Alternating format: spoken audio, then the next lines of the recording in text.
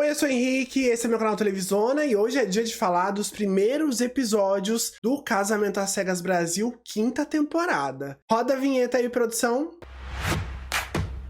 Pra começar, a versão brasileira saiu mais uma vez na frente e trouxe aí uma edição Golden com participantes com mais de 50 anos. Logo de cara, a gente já pensa, né? Nossa, com participantes de mais idade, eles vão ser aí mais maduros. Mas é aí que a gente se engana, já que maturidade não tá assim tão relacionada, né, com a idade. Já que tem muita gente jovem, que é muito madura, e muita gente velha, que ainda parece que não é tão madura assim, né? E a temporada começou aí com a Nívia se conectando com o Ricardo, e que, diga-se de passagem, tem o mesmo nome do ex-marido dela. Inclusive, ela até se emocionou em alguns momentos, né, por conta disso, já que a Nívia foi casada aí durante anos com ele e acabou ficando viúva. E depois de 3 anos, decidiu que era hora de encontrar um novo amor e acabou aí conhecendo o uruguaio, o Ricardo, que nunca foi casado, apesar de ter uma filha. E que disse que tinha aí uma certa dificuldade também, né, de expressar sentimentos em português. E a Nívia até solta ali umas palavras, né, em espanhol, pra mostrar que entende sim um pouco da língua e que isso aí não seria uma barreira para o casal, já que, né, namorar um gringo às vezes é um pouco difícil. Os dois não participaram de nenhum triângulo amoroso e tiveram também uma conexão imediata, né? Durante o pedido de casamento, os dois até acabaram se emocionando. E, pelo que parece, no encontro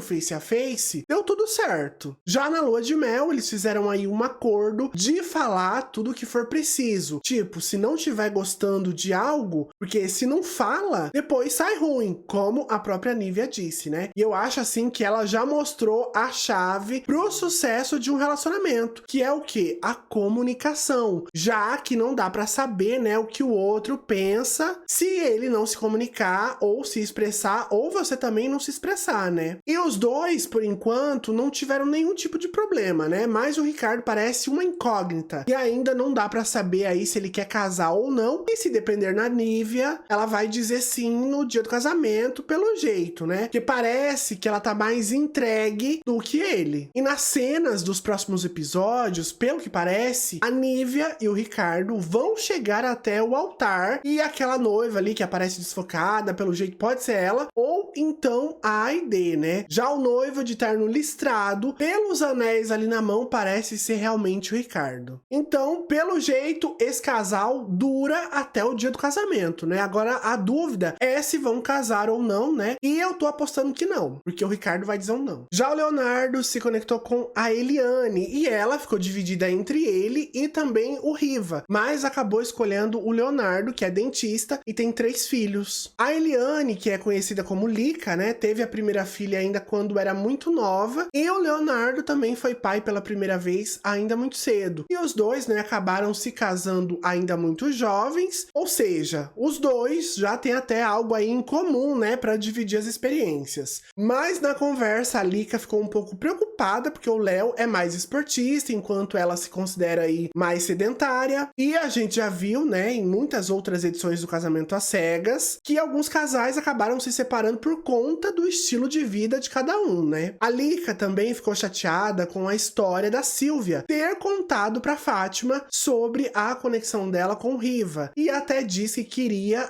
a Silvia, né, bem longe dela por conta disso. Ou seja, né, já até rolou aí uma treta. Ainda na fase das cabines, ela diz que o Leonardo passava uma segurança e que ele tinha também todas as qualidades que ela tinha pedido a Deus. Mas, ao mesmo tempo, a Lica diz que o Léo era muito diferente dela e que quando os dois são totalmente diferentes, a curto prazo, isso poderia não dar muito certo. E eu acho que ela tá um pouco assim errada. Ele foi super fofo, presenteou ela, né, com um pingente, uma flor e super decidido também, né, que queria a Lica. E no encontro face a face, parece que de todos os casais, os dois foram os que tiveram, assim, melhor química. E na lua de mel, ao ver o Rivo, a Lica vê ele, assim, né, mais extrovertido, mais brincalhão, e chega até a comentar que ele é muito diferente do Léo, que é mais na dele, menos extrovertido, né? E no depoimento, a Lica diz que ela é ligada no 220 volts e diz que o seu futuro marido, se for muito diferente dela, o relacionamento não poderia dar certo. E aí eu fiquei me perguntando, amiga, quem foi que disse que você é ligada no 220? Porque, tipo assim, né, eu não vi. Será que eu tô assistindo outro programa ou não mostrou nada disso? Ou será assim que eu tô vendo outro Casamento às Cegas? Tá errado, porque eu não vi nada de 220 em você. Sem falar que a Silvia e a Lu também não gostaram tanto assim da Lica, né? Falando na Lica, ela também não gostou da primeira noite dela com o Leonardo e diz que a noite assim não foi tão quente e do jeito que ela queria aí. Talvez por conta das câmeras, como ela bem disse, né? Tenha rolado aí uma timidez e ela diz que gosta das coisas aí com mais pegada, mais entrega, que é muito da emoção, que não gosta dessa coisa meio morna, mas assim, né? Ao longo aí dos episódios parece que ela é muito morna e que a química ainda não bateu com o Leonardo. E durante a lua de mel também, como já era esperado, rolou um encontro dos dois casais, a Lica e o Leonardo, e o Rivo e a Silvia, numa aula de dança aí com direito até a troca de casais ali na hora de dançar. E aquela torta de climão também bem servida, né, já que a Silvia e a Lica não se bicam muito e tiveram ali, né, que fingir que estavam se aturando aí nessa aula de dança. E ainda rolou também uma conversa entre o Rivo e a Lica. Os dois ali aos poucos foram dizendo, né, que não estavam felizes assim com o relacionamento de cada um.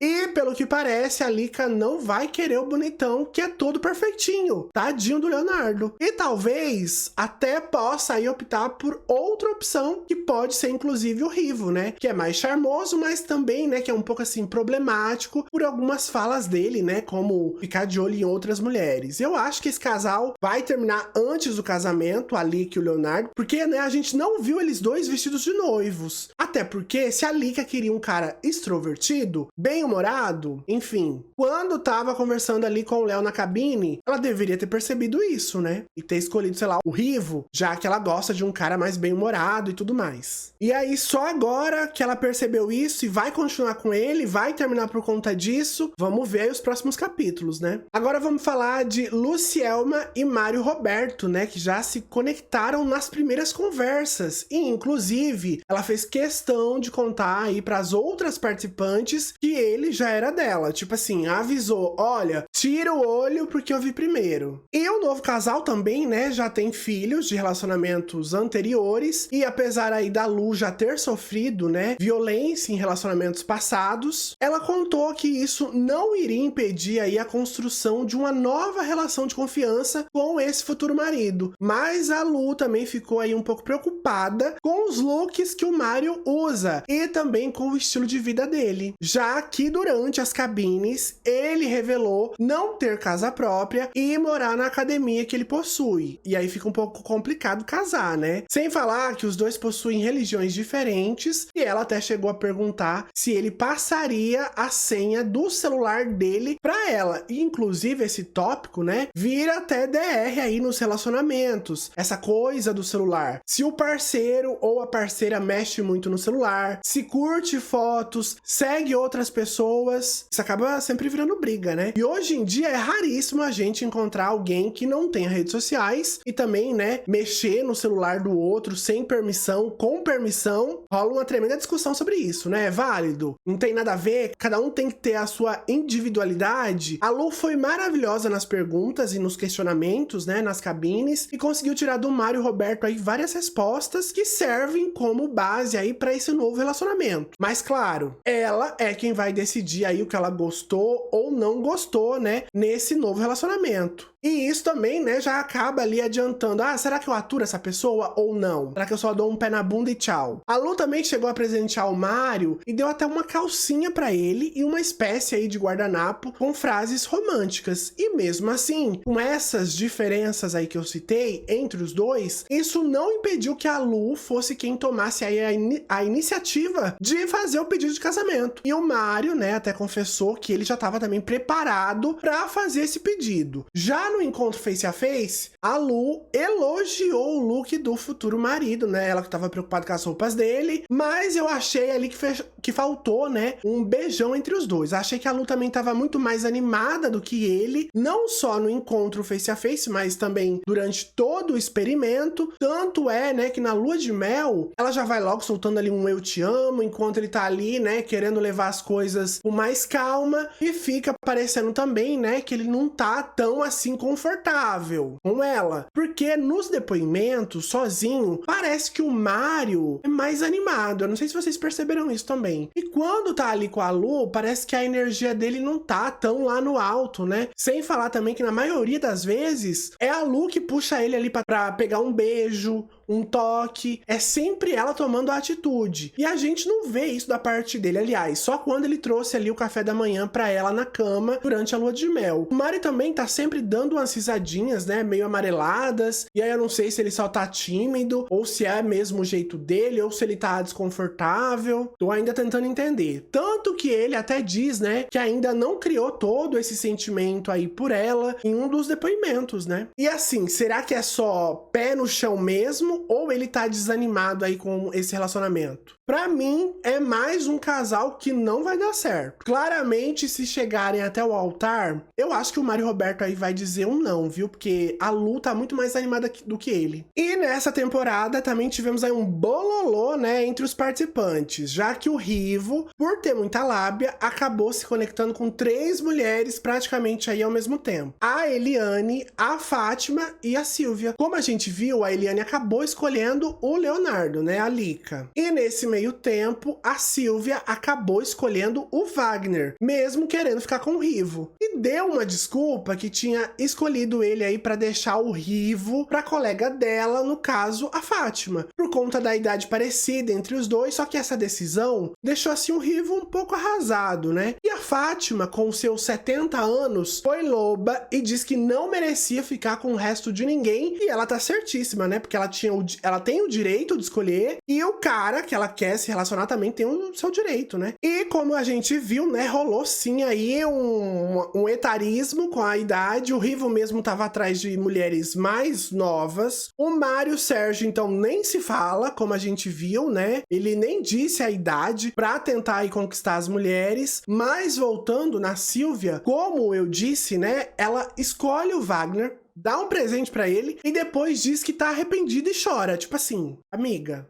oi? E o Rivo, que já parecia ter aceitado que tinha tomado aí, né, o segundo fora no reality, acaba se surpreendendo com a Silvia e escolhendo ele de volta. E até pedindo o Rivo em casamento, né, que decide conversar mais com ela, pra eles se conhecerem melhor, enquanto o Wagner ficou irritado, né, com essa nova decisão aí dela. E pra mim ficou feio a atitude do Rivo, né, em não ter contado para o Wagner que foi aí o novo escolhido da Silvia. Porque mesmo que o Rivo tenha combinado com a Silvia e ela dizendo que era ela quem deveria aí contar tudo pro Wagner, o Rivo também deveria abrir o jogo com o Wagner, porque o Rivo é a terceira pessoa que tá envolvida aí nessa história também, não é? Ou seja, ele faz parte, ele disse sim pra Silvia e quis ficar com ela, a partir do momento que ela também fez essa nova escolha, né, sobre ele. E o Rivo dando a desculpa de que a Silvia era quem tinha que falar tudo, assim, pra mim não colou muito, viu? Já que pelo jeito também, né, rolava ali uma certa amizade ou camaradagem, né, entre eles. Sem falar que a Silvia também não contou, né, pro Rivo que não tinha escolhido ele porque queria deixar ele pra Fátima. Ou seja, se contou também a edição não mostrou, né? E eu acho que ficou também faltando aí esse detalhe na história, né? O Rivo foi super sincero dizendo que vai olhar sim para as outras mulheres, mesmo estando compromissado, mas também é um comentário mais assim, né, que não dá pra entender, que não é contra a Silvia ter fotos sensuais expostas na internet, como ela contou, e no encontro face a face o Rivo diz que o beijo entre ele e a Silvia não encaixou. E eu fiquei me perguntando, será que ele não curtiu assim tanto a Silvia? Porque, né, gente, o beijo, conforme vai beijando e vai passando o tempo, pode rolar ali um encaixe, né? Já na lua de mel, o Rivo já usou também a desculpa de que ele e a Silvia não têm aí a mesma conexão da cabine, e eu não entendi assim, foi nada, porque antes de conhecer ela, ele chegou até a chorar conversando com a Silvia. E depois essa conexão toda some, ele chegou a perguntar pra Silvia se poderia olhar para as outras mulheres, né, ali dos outros casais que ele iria conhecer, e não dá pra entender, né? Você acabou de ficar noivo e quer olhar para as outras mulheres, os seus amigos, porque ali, né, eles estão numa amizade. Como assim? Já a Silvia não curtiu tanto o comentário da Nívia, falando falando sobre união feminina, sendo que ela foi criticada aí pelas outras mulheres quando rolou a história da Silvia desistir do Rivo pela Fátima. E depois de conhecer os outros casais, ele diz que não estava como gostaria de estar. E eu tô achando a Silvia e o Rivo assim um pouco forçados, sabe? Meio personagens, e eu duvido assim que eles casem. Parece que só foram pro programa mesmo pra aparecer. Já a Aide e o Edmilson durante as cabines tiveram um papo aí descontraído. Os dois também descobriram, né, algo em comum. Ambos trabalham com artes. E o Edmilson tem 2 filhos da mesma idade. Detalhe, com 2 mulheres diferentes, e essa informação assim não incomodou nem um pouco a Aide, inclusive ela até riu disso e disse que passado é passado, e realmente passado é passado, né? E ela contou que tem 3 filhos, um biológico e 2 adotados que ela conheceu em um programa de apadrinhamento afetivo. Os dois também resolveram trocar presentes e a Aide deu ao Ed um coração de pelúcia com o perfume dela, enquanto ele enviou aí uma cueca pra ela que ela achou assim super inusitado, né? E eles pareciam assim 2 adolescentes ali trocando esses presentes e comentando, e foi muito fofo também a Aide querendo mostrar, né, a cultura dela, já que ela vem de uma família do Paraguai, né? E em alguns momentos ela até fala o Guarani, que é uma das línguas aí nativas do país. E nas conversas na cabine, a Aide perguntou se o físico dela era importante para o Ed. E ele respondeu que não se importava tanto com o físico e queria uma pessoa nem tão magra, mas também, né, não tão gorda para a futura esposa. E a Aide, pelo jeito, levantou aí uma antena de preocupação, né, depois dessa fala dele, já que ele foi assim verdadeiro com ela e ela não gostou tanto assim desse comentário dele, e até confessou, né, que já tinha ficado aí com uma pessoa que pesava 140 quilos. E pelo jeito, a aparência física não era aí uma preocupação pra Aide durante aí o Casamento às Cegas Brasil, né? Nas conversas, os dois começaram a ter uns papos assim mais calientes também, né? E o Ed foi quem pediu a Aide em casamento pela primeira vez na vida, né? Ela aceitou, apesar do nervosismo, e no encontro face a face parece que a química entre os dois rolou bastante. Inclusive, a Aide até disse que o beijo se encaixou e que ficou com mais vontade de beijar ele ainda. Já na lua de mel, os dois demonstraram que tem muito fogo, os dois se dão muito bem, e eu acho que pode rolar até um casamento vindo aí, viu? Mesmo a gente vendo aí que nas cenas dos próximos episódios vai rolar aí, né, umas pequenas discussões entre os dois sobre alguns assuntos. Mas deu pra ver também que, pelo jeito, a Aide e o Ed também chegam com esse relacionamento até o dia do casamento. Tanto que no trailer, quando eu reagi, eu contei ali, né, que tinha 2 noivas e 2 noivos no dia do casamento. Será aí que os outros vão conseguir subir ao altar? Será que só rolou 2 casamentos de fato? Será que deu ruim com os outros casais antes do dia do casamento? A gente vai ter que esperar aí os próximos episódios, né, de Casamento às Cegas Brasil. Mas eu tô achando que só 2 casais sobreviveram até o dia do casamento. Ou a Netflix tá escondendo aí as imagens dos outros casais vestidos de noivo, né? Agora também vamos falar aí de Luciana e Mário. Com certeza eles devem ter conversado sobre vários assuntos, né, nas cabines. Até porque são vários dias de conversa entre os participantes, mas a edição focou ali na conversa mais caliente entre os dois, inclusive só mostrou conversas calientes da Luciana com os outros homens. Falando nela, ela também, além de conversar com o Mário, tava tendo uma conexão com o Fábio. Mas segundo ela, o Mário tinha ali um jeito mais dominador, que ela curtiu demais, né? E também ela falou que tinha curtido aí muito a voz dele, né? Inclusive a Ustinelli, que também tava conversando com o Mário, até ficou murcha, né? Quando ouviu da própria Luciana falando lá no lounge que o Mário era dominador e que até faria um amor intenso com ele para as outras mulheres escutarem, né? E eu achei assim que o Mário vendeu uma versão dele que parece não ser a realidade, né? Pelo menos foi assim o que deu para perceber no programa, porque ele vendia uma imagem, mas na verdade ele não era aquela imagem que ele tava vendendo, né? Já que no encontro face a face, ele também tava assim totalmente apático, né? E quando as portas se abriram, o Mário ficou assim sem reação ao ver a Luciana. Pra mim ali já dava pra ver